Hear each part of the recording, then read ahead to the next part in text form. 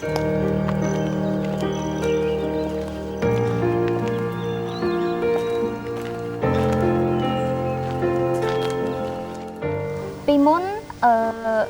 និយាយទៅខ្ញុំជាមនុស្សម្នាក់ដែលអត់សូវយល់ដឹងច្រើនទាក់ទងនឹងសិទ្ធិរបស់ស្ត្រីឬក៏សិទ្ធិរបស់ខ្លួនឯងហើយអត់មានបទពិសោធន៍ក្នុងការដើរហើរភាគច្រើនយើងមើលទៅតាមបរិបទដែលយើងរស់នៅធ្វើទៅតាមអីដែលយើងមើលឃើញហើយវាពិតជាពិបាកមែនតើដែលយើងជាក្មេងស្រីជនជាតិភាគតិចហើយអត់សូវមានភាពក្លាហានក្នុងការទៅណាទៅណីទេសូម្បីតែទៅទីក្រុងក៏ពិបាកក្នុងការធ្វើដំណើរដែរអត់សូវស្គាល់ហើយក៏អត់ហ៊ានមានអារម្មណ៍ថាភ័យខ្លាចគ្រប់ពេល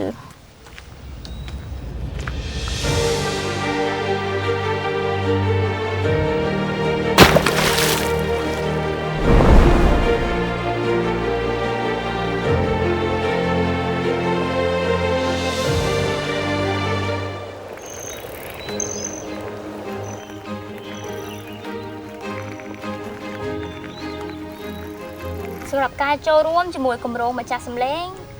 ខ្ញុំបានទទួលបានការបដិបដាលតាក់ទងនឹងវិជ្ជាជីវៈក្នុងការស្រាវជ្រាវតាក់ទងសិក្ខាសាលាផ្សេងដូចជាតាក់ទងនឹងសិទ្ធិតាក់ទងនឹង gender ធ្វើការតស៊ូមតិធ្វើវេទិកាហើយក៏បានចូលរួមជាមួយក្នុងការលើកពីការស្រាវជ្រាវរបស់យើងពីបញ្ហារបស់យើងហ្នឹងទៅតាមស្ថានទូតទៅតាមស្ថាប័នដែលពាក់ព័ន្ធហើយលើកពីផលវិបាកបញ្ហានិងពីគម្រោងដែលយើងស្រាវជ្រាវបានយកទៅជូនពួកគាត់ក្នុងការទទួលរកដំណោះស្រាយក៏ដូចជាចែកម្លែកនៃបញ្ហារបស់យើង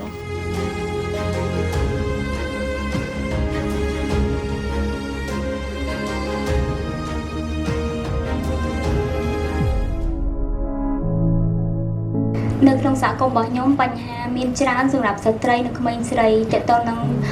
ទីមួយគឺទាក់ទងនឹងឱកាសពួកយើងជាក្មេងស្រីឱកាសរបស់ពួកយើងគឺតិចមែនតើដែលទទួលបានឱកាសរៀនបានខ្ពស់ដោយសារកត្តាមានច្រើនដូចជាការដាក់សម្ពាធមកលើក្មេងស្រីហើយនិងស្ត្រីនៅក្នុងសហគមន៍ដូចជាក្មេងស្រីអត់គួររៀនខ្ពស់ទេពេលរៀនបានខ្ពស់អាចនឹងអត់មានប្តីឬក៏ពេល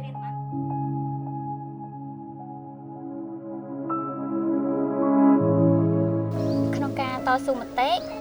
យើងបានលើកឡើងពីបញ្ហារបស់ស្ត្រីដែលពួកគាត់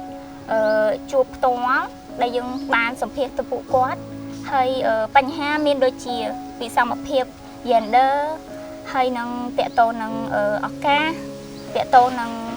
សិទ្ធិក្នុងការដើរហើរសម្រាប់ស្ត្រីសម្រាប់វិសមភាពនៅក្នុងគ្រួសាររបស់ពួកគាត់គឺ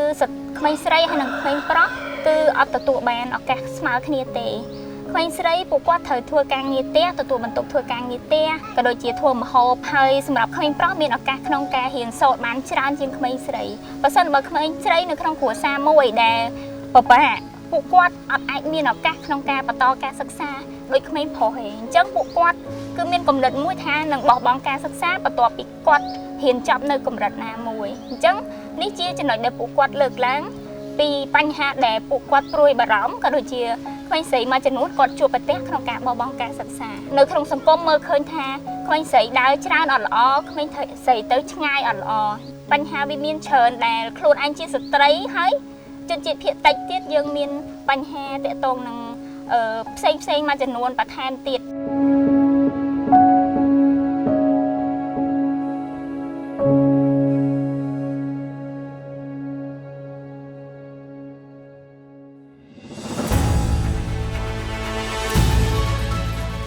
ខ្ញុំផ្លាស់ប្ដូរខ្លាំងមែនទែន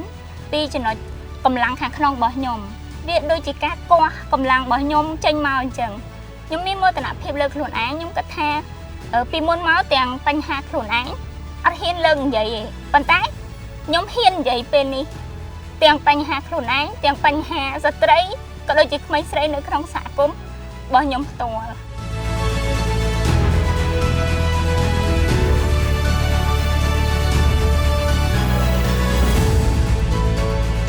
ខ្ញុំគិតថាស្ត្រីទាំងអស់គួរតែចាប់ផ្ដើមមានកម្លាំងពីខាងក្នុងដែលពួកគាត់ហ៊ាននិយាយពីបញ្ហាខ្លួនឯងហ៊ានលើកពីបញ្ហាខ្លួនឯងក៏ដូចជាការរកដំណោះស្រាយសម្រាប់ខ្លួនឯង nè cô nè ai kì mưa kì xa đây kì thắng con nâng khoản ba che đừng che tờ rô càng nghĩa khơi bờ nâu mà cái lành tam vào đây nó cứ bị bạn từ anh cũng nhắm chẳng ai quạt miền thật sự phim che đừng chiều chiều quạt luôn anh ba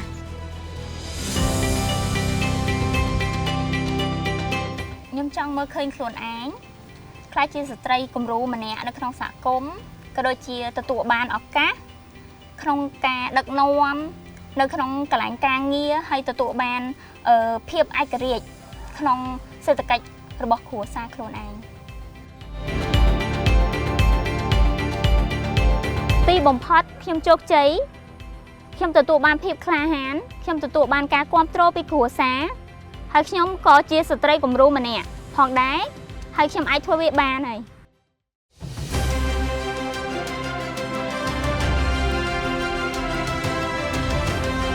ti bồng phật khiêm ai thua bạn